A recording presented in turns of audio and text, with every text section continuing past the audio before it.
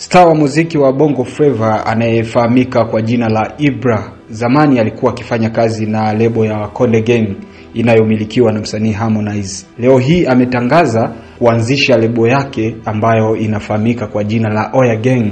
Sasa hii leo ameonyesha crew yake ambayo atakuwa anafanya nayo kazi kupitia kwenye record lebo yake ya Oya Gang.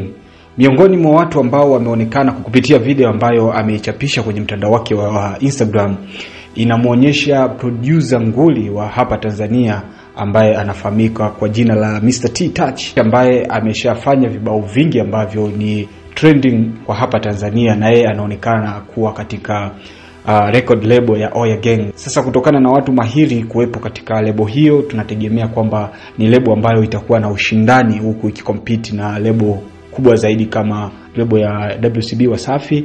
Inafuata lebo ya Konde Gang ambayo alikuwa akifanya nayo kazi zamani, ambayo iko chini ya Harmonize, Kings Music ambayo iko chini ya Alikiba. Huo ni mpangilio ambao nimeupanga mimi kutokana na baadhi ya mitazamo ya mashabiki. Kwa hiyo sio kwamba ni kuna chati maalum ambayo imenifanya nipange hivyo.